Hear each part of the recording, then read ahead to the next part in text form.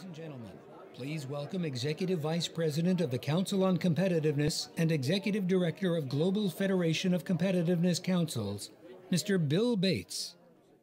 Thank you for that intro, and please continue to enjoy your dessert, drink your coffee, ask for a refill if you would like. You know, about 5 years ago, the Council convened a meeting that on its face seemed like a contradiction in terms. We sought to bring together national competitiveness councils from all around the world, all of which wanting to grow their economies at the expense of, despite, or maybe possibly in partnership with other countries. Well, we wanted to see if there were areas of common interest that could benefit all of us, even as we competed. We recognized that there was a distinct possibility that no one would show up for this meeting. Yet 15 organizations did.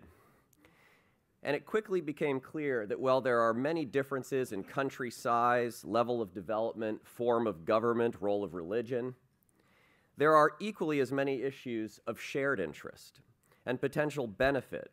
How do we best educate our citizens? What are the skills they need? What is the right balance to strike between resource utilization and sustainability? And most important for our purposes here today, how do we know if we are competitive? There are over 30 organizations now that make up this Global Federation of Competitiveness Councils, or the GFCC. We have agreed on a set of competitiveness principles that guide our collaborations and our work. We have released each year a set of best practices in competitiveness policy that provide case studies and lessons learned for organizations and governments to use around the world. And we have now launched a major effort to rethink how we measure competitiveness and how this ability to measure can help us to seek and implement better policy. It's called the Competitiveness Decoder. As with all initiatives related to the GFCC, this effort is a collaboration across borders. Many organizations and individuals have contributed to the Decoder, but the Council on Competitiveness and our very close partners from Brazil at the Agency for Industrial Development have truly led the way. It is therefore my great pleasure this afternoon to introduce two colleagues who have been integral to seeing the development and evolution of this very exciting project and who will share with you today the latest version of the Decoder. Please welcome Chad Evans, the Executive Vice President of the Council on Competitiveness, and Dr. Roberto Alvarez, Senior Manager of Analysis and Strategic Projects with the Brazilian Agency for Industrial Development.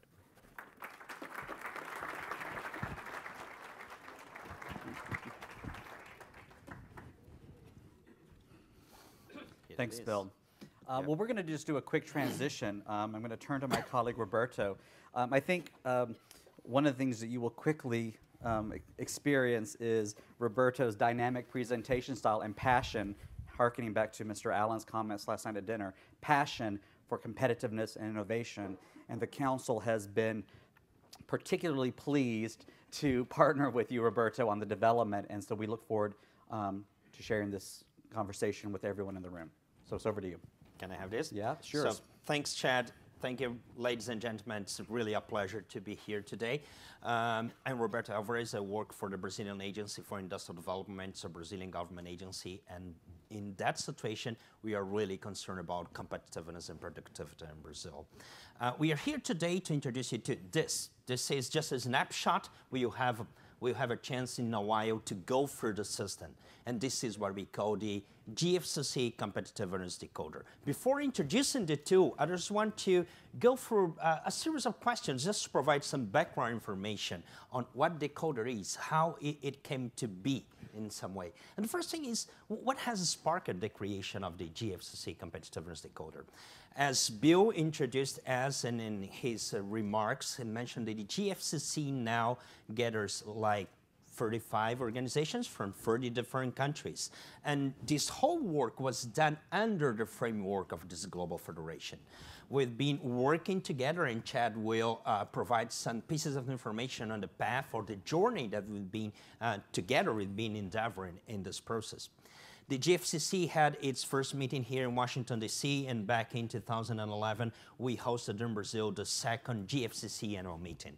In that occasion, the members of the federation came together and realized that it was important to explore different ways of understanding competitiveness.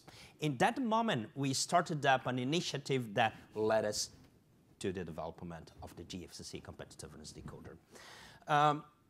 But what's the rationale behind that? What's the case for this tool that we call the decoder?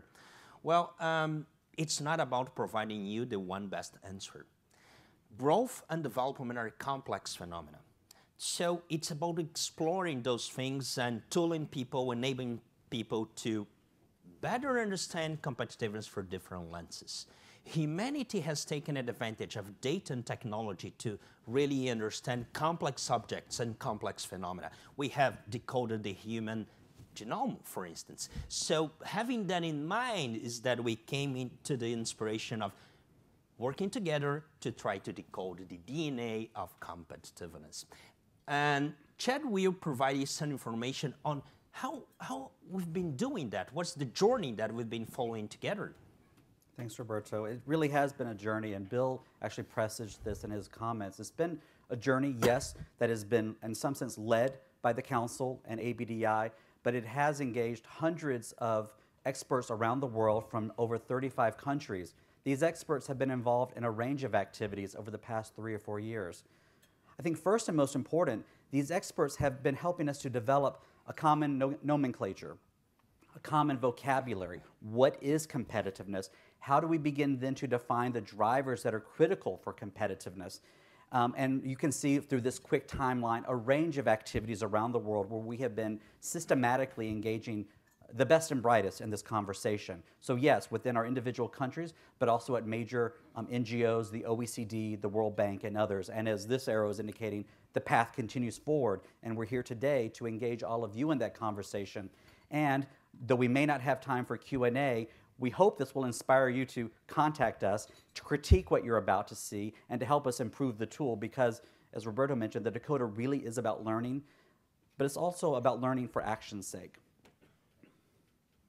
I think we should also just touch on a few points about what differentiates the Decoder. When Bill mentioned and then Roberto reinforced the fact that over 35 countries came together to think about the Decoder, it wasn't just a random process. This really began because of a deep conversation among leaders in these nations that they felt something was missing.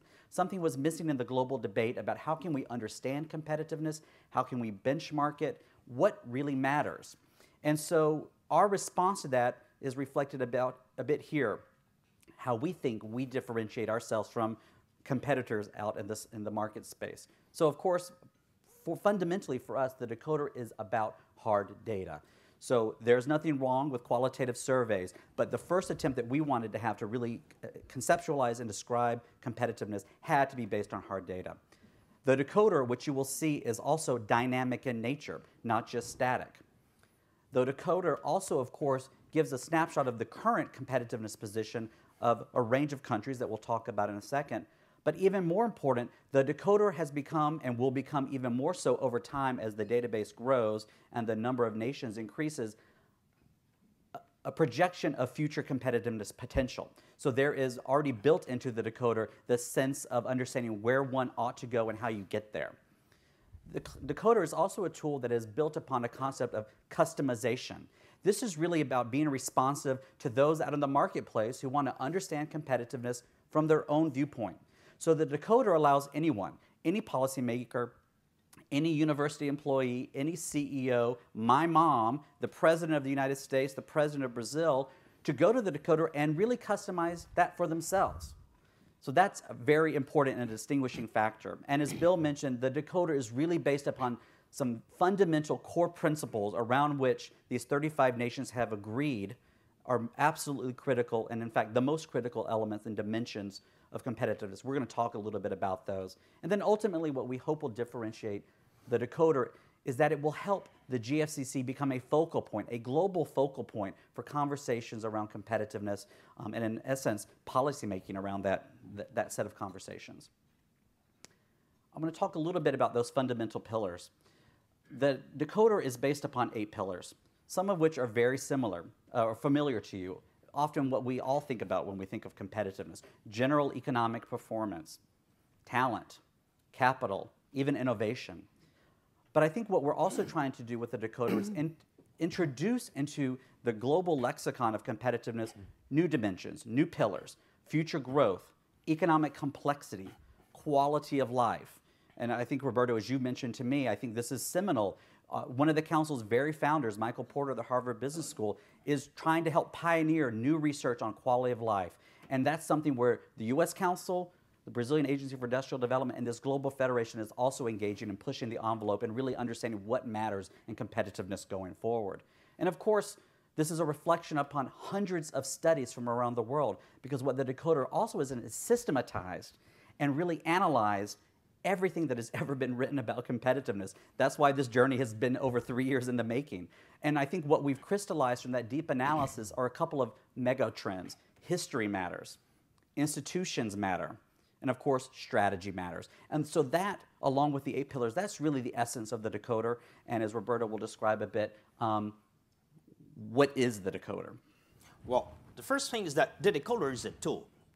And it's web enabled, so it's online. Now you can go, you can play, and this is the idea. We are just in the alpha version for the moment, so beyond providing you a tool for you to play, experience, learn, have your insights, we also want to have your inputs and your comments on the tool that we've been developing.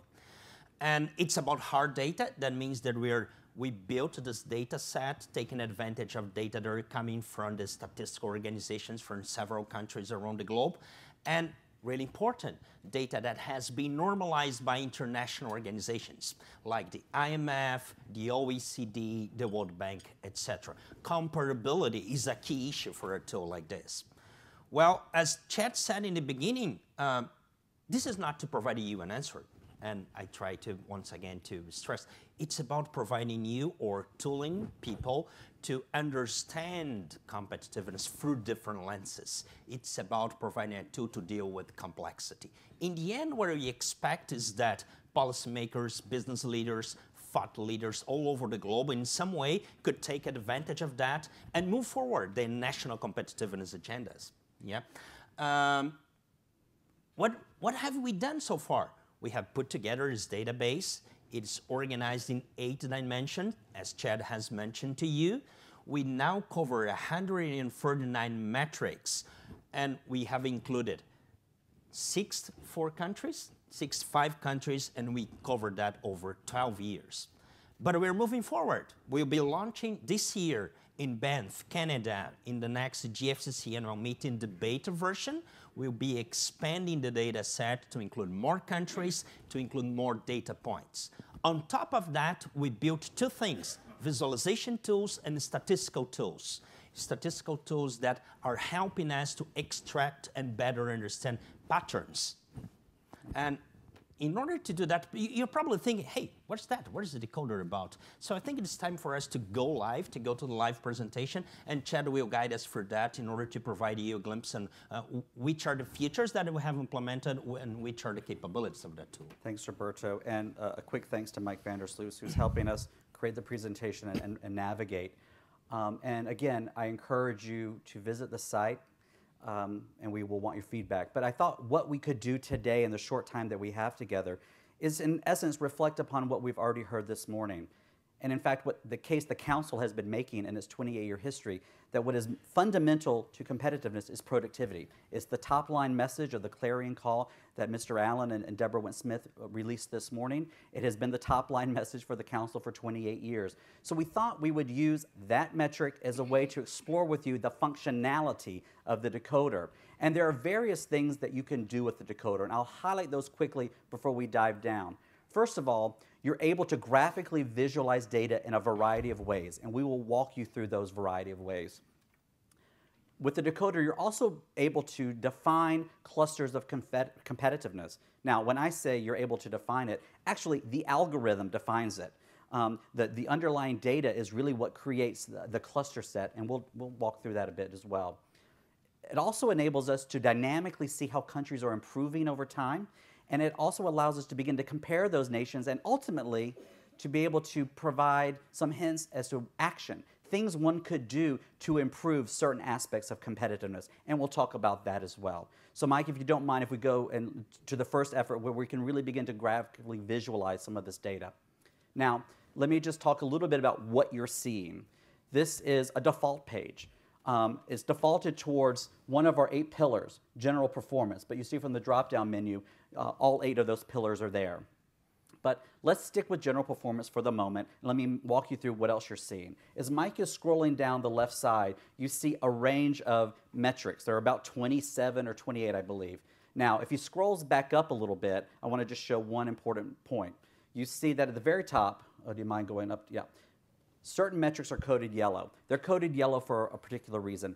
These metrics are the ones that have been shown to be statistically the most important in describing this particular pillar.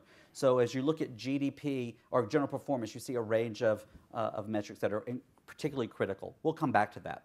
You're also seeing, of course, 65 countries across time on this particular metric. And you're also able to see here just quick snapshots of the trend line, just to give you a quick visual sense, who's improving, what's going up, what's going down. But of course, this is really just the beginning. So let's maybe dive down deeper, as I mentioned, into productivity. So Mike is selecting one of the metrics that we're going to look at, annual average growth and output per hour worked. So really, that's productivity. And what we're able to do is look at across time, how is a nation performing? So let's see, how is the U.S. performing? So you can see Mike is typing in the United States, and I think what you also see there is, of course, as you begin to type it in, there are many options by country, by region, and then of course, as the data is displayed through the play function, you see mapped out in real time the actual performance of U.S. productivity across time, here roughly 2001 to 2012. This roughly approximates what you saw on the clarion call, but let's talk a little bit more about the customization. So you'll see what Mike did. Mike just slid the timeline over to 2002, and he's taking it back down. So you're actually able to manipulate the data in real time. So this provides a lot of customization, and really, as you're manipulating the database, it's yours to manipulate. So this is really the U.S. story. And of course, from a substantive perspective, and as what was reflected this morning, the headline here is U.S. productivity really not growing at all-time lows compared to the past 2 decades, where you saw productivity increasing by 2%, 2.5%. So again, it's data, it's a database, but of course you're able to extract lessons from that.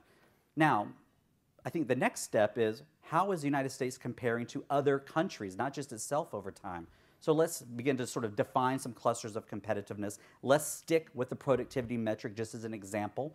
What you immediately see when you come to the default page is, again, general economic performance across the globe. Countries are color-coded by cluster. So you see the United States mapped against some of Western Europe, China, Japan, overall clustering around all of these metrics for general economic performance. Now, in hovering over the United States, Mike is also able to demonstrate those elements that are most critical to describing general economic performance in the United States.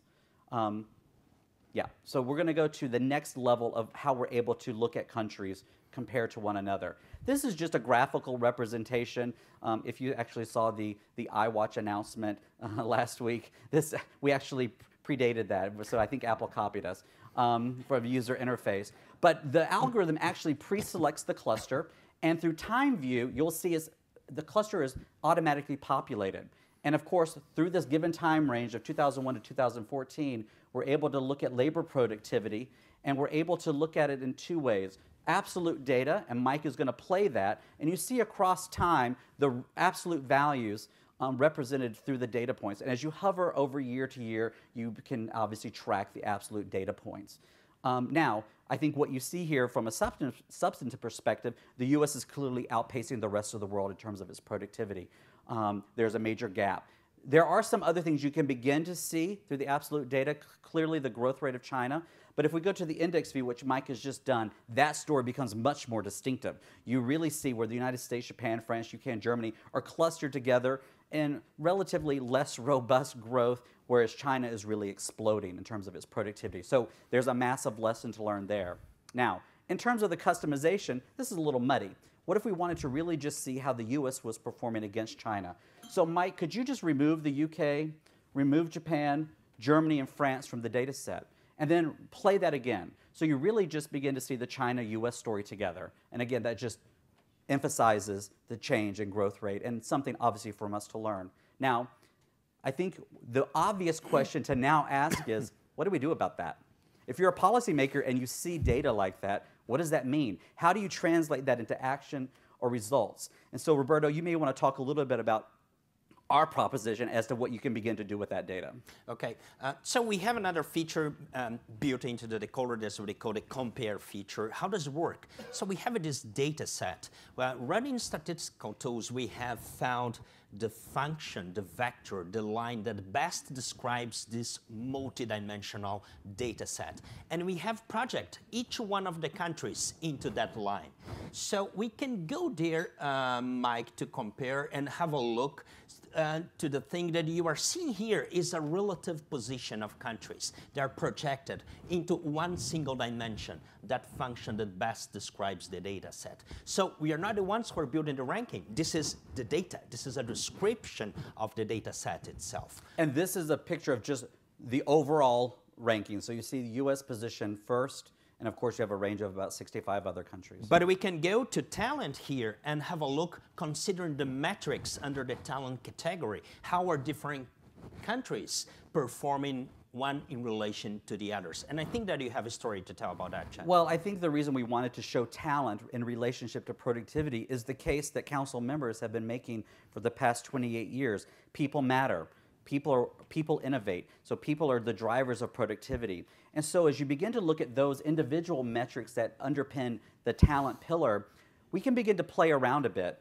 We can begin to make the case that if we believe, for example, that access to higher quality education will be an outsized predictor of overall productivity growth, what if we were to play with that? So if you see the United States, actually Mike just performed it. So Mike actually increased the weight on higher education access, and you saw the United States was actually in 3rd place and dropped down to 10th place. So this is telling us, first it's telling us that story, that there are other nations that are doing a really good job in terms of their access to higher quality education. But then the other story begins to tell you, and what it begins to prompt one to ask is, what do we do about that? If you were a policymaker in this country, what might you learn from Denmark, Sweden, Australia, other nations that seem to be doing slightly better than you on this particular metric? And that takes us to really the final, I would say, aspect of the decoder, which what I would say is perhaps the most prospective. That's really an understanding of competitiveness best practices, because the ultimate goal for the decoder in the beta version and beyond is to become this global repository of best practices around the world, arrayed across the 8 pillars that our GFCC have said are most critical. So we've begun to populate this, obviously, with a set of case studies that we have developed with ABDI and 30 other competitiveness councils and innovation, talent, and future growth. But you can see we have a long way to go. And one of the goals for the GFCC for the coming years, of course, just ourselves populating this database, but we're going to look beyond just ourselves. We're going to be reaching out and engaging others so that they can contribute their own work to this database, so that if you really want to have one place to go to learn about competitiveness, the key drivers, the decoder becomes that place. I'm going to give it, well, so I know that was a whirlwind tour of the decoder. We're going to sum up a little bit. I think we'd be happy to also maybe have some Q&A. But Roberto, why don't I just turn back to you to sort of take us to the next level and where we're headed with the decoder. Okay, so you get a glimpse on the things that we've done so far. As we said, this is just the alpha version. The beta version will be released later this year, and we keep on developing features and different things. Summing up, there are different aspects related to the decoder, but I want to highlight 3 of them. First, it's about data. For sure, we have lots of concepts that are embedded into the system, but data is driving clusters, data is driving comparisons, etc. So we are taking advantage of statistical tools and information technology to understand reality, and that is being driven by data. The second thing here is, in some way, a way of addressing a question that always comes to fora like this, especially when we have people from different countries coming together. Is it fair to compare Uruguay with the United States? Is it fair to compare Luxembourg with China? So we try to address this comparison issue. And how have we been doing that? Through the cluster feature. We have not clustered countries. Clusters are the output, not the input. So clusters are defined based on data. The idea here is to make comparisons that make sense, make comparisons that could tell us something about the reality. And finally, the third aspect, once again, this is not a tool intended to provide you the one best answer. This is a tool to help people to explore competitiveness through different angles. It's a tool for learning in the end. Well, is that enough? We don't think so. We need more. And basically, 3 things. 1, we are further expanding the data set. You've seen that. But there's one thing that I haven't told you yet. We are building a separate data set. We have already imported the whole international trade data set from the UNCTAD. So we will be working with 2 different data sets. And we will be building a series of new features on top of those 2 different data sets. The metrics that we have, competitiveness metrics, and the commerce or the trade, international trade data set. But that is not enough yet. We need in some way to think about those things, to shed light into different perspectives, to collectively process that information, to use our collective intelligence in that. So we need more dialogue. And I think that you make a point on that, Chad. Thanks, Roberto. I think what's important, I think, from the Council's perspective, and this is really vision from Deborah, we face a distinctive moment in the United States. This actually happens to be the 10th anniversary of our National Innovation Initiative. This is a point in time I think the nation is reflecting on where do we stand in terms of our innovation capacity, what are the next core drivers for innovation, productivity, competitiveness. So our proposition to you as members of the Council is to join us in that exploration so that over the coming year, we want to be coming to you around the country using the Decoder as a catalyst for conversation and hearing from you, your stakeholders, people that are important in your region as to what really matters so that we can make the case back in Washington, D.C. to perhaps the next presidential campaign in 2016, a real call to action around competitiveness. And that's really where we want to set ourselves up for the coming year. And I think, in some sense, the U.S. Council is taking inspiration from work of others in the Global Federation who are already using this tool for that very purpose. And Roberto, I think you have a story to share there because it's inspiring Deborah, it's inspiring me, and I think we all have a lot to learn from what you are already experiencing across Brazil. Well, I'm happy to share that, but frankly, in some way, we've been working together, ABDI and the Council, for a while. We have hosted 3 Brazil-US Innovation Summits so far, a series of things, and we have learned a lot with you. So when we talk about dialogue, in some way, we've been benchmarking this kind of environment, public-private discussions, through which societies move forward and get into consensus.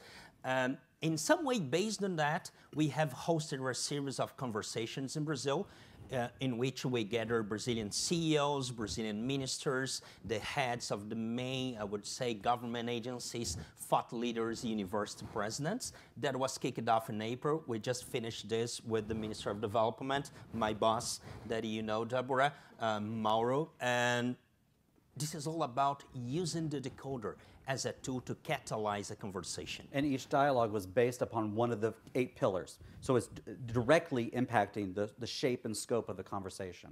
We are about to issue the reports on those conversations. We have prepared background documents analyzing data, the relative position of Brazil in each one of the metrics. We have processed that collectively. We're issuing the reports. The one important thing here, Brazil is having elections in 3 weeks from now. Those reports will be handed to the main candidates. So the Decoder has been a tool to catalyze a conversation. That's what we've been trying to do in some way to a great extent. We've been learning from you. Well, we're learning back again. And I think the conversation Deborah and the Council team want to have with all of you is the one that's actually having taken place in Brazil. How can we do that on our own in the United States? So we would welcome your feedback. Would welcome even some Q&A now, Bill, if we have time, if there is any. But I think what's important is to think about this as a tool for a conversation across the United States, and we look forward to that. So thank you. Yep.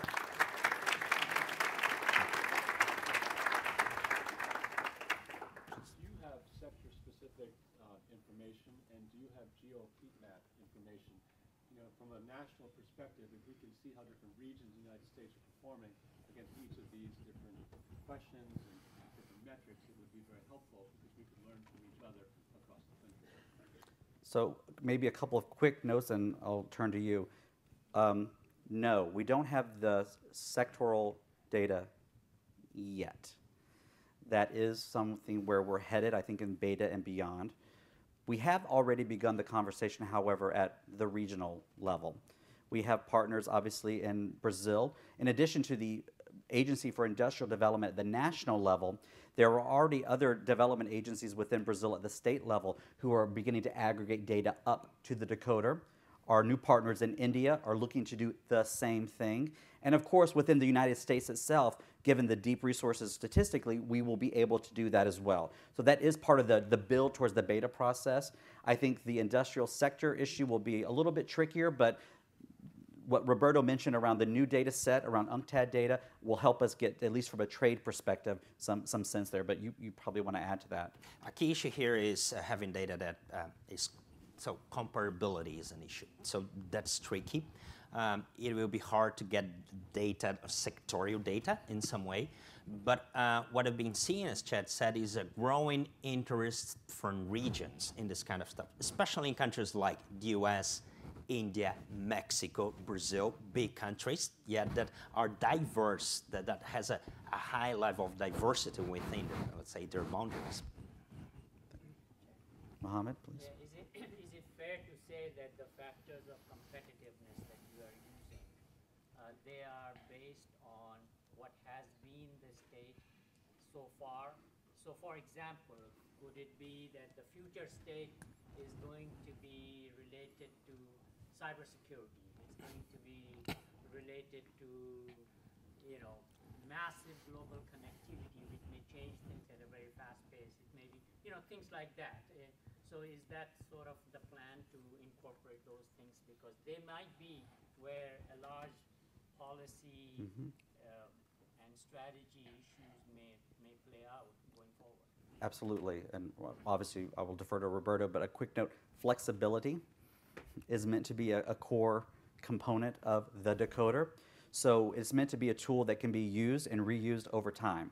So when we talked about those 8 pillars, there are certain fundamentals, table stakes that we know are going to be critical in understanding competitiveness. But we do want to introduce through some of these other pillars, future growth drivers, and if you actually look at some of the metrics that we're actually looking at there, they touch upon some of the very issues you mentioned around cyber, the current state, but also the future state of the nation's energy portfolios. So a whole range, gender issues, the women participation rates, a whole range of issues that we know are going to be increasingly important over time, and we have to find a way to build them in now, but also grow them over time. Building up on what Chad has just said, how did we get to the dimensions, to the 8 dimensions? It was, we got that coming from 2 different ways. We developed those dimensions theoretically, having a look on issues that matter in some way, and at the same time, we have a look at all the major reports all across the globe on competitiveness, and we have compiled all the issues and all the metrics that they're applying. When designing that, let's say this top-down approach, coming from ideas, theory, aspects, we try to include new things there, for instance, quality of life. And I can mention, let's say, the case of Brazil. Brazil is a country that has taken off of poverty 40 million people in the last 12 years. That's a lot. And it's pretty sure for us that our future development and the sustainability of increases in productive levels will depend on our capacity to generate better living standards for those guys, because otherwise things will not be sustainable, politically sustainable in the country. So this and I think that's related to what Chad just mentioned, the quality of life index that Michael Porter has recently announced here, issued. And under the future growth dimension, for instance, we also try to capture some of those things, creative industries, clean technologies, and gender issues and others. Could I just add one point? Well, I think what is also important that the fact that this has come out of this global federation is the continual learning that the federation allows. So when we gather once or twice or 3 times a year, but also as we're just working together on a daily, weekly basis, new ideas are constantly emerging. So the power of the Global Federation is in some sense that network effect, that we're actually learning together and we're going to be able to, over time, incorporate that learning into the tool. So yes, there was an initial theoretical approach, but it is meant to be, in some sense, a platform for further creativity. Tim. Thanks, gentlemen, for your work on this and for your progress on the tool and sharing. I was wondering how you saw this with respect to OECD reporting and so on. Is this meant to complement OECD? Is it informed by that sort of information and so on? Thank you. Well, Exactly 2 months ago, yeah, we were in Paris. We were at the OECD discussing partnerships and what could we do together in that space. I think that we are, for instance, one of the things that the OECD is building now together with the World Bank is what they call the IPP, which is the Innovation Policy Platform. Where's that? It's a library of practices. So I think that we are together in some way, facing the same limits. We are in the same stage of, so we are working together to explore joint possibilities. and I think, so 2 quick points on that. You mentioned the innovation platform, absolutely critical. I think in some sense that innovation platform is a subset, it's a pillar of this larger competitiveness work. I think the OECD is eager to find a way to collaborate, a suggestion of memorandum of understanding between the OECD and the GFCC. These will all actually be issues we'll be exploring in Banff this December. But tremendous support across the OECD for the approach. And I think one area where we have been, I would say, I don't want to say lucky, but where we have benefited from some foresight is moving fast on the visualization. The OECD has a tremendous database. They're struggling on the visualization because, and I think this is important because this is also, as we've been thinking about the decoder, we talked about big data, but it's also about the democratization of data, making things, the user interface easier.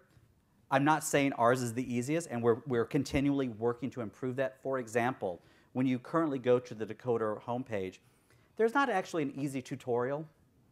We tried to walk you through some very basic things. So that is another area where we're working, and that might be an area for partnership between the GFCC and other international organizations to really create that common vocabulary, common approach.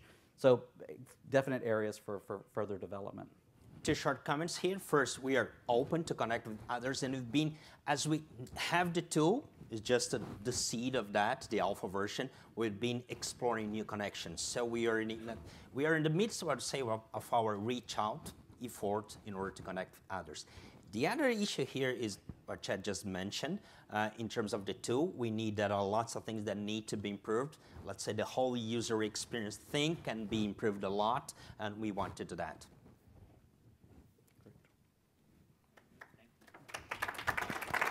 Thank you. Thank you, Chad and Roberto. And I want to say on behalf of the Council and the GFCC, I think you saw the dynamic duo, their tour de force.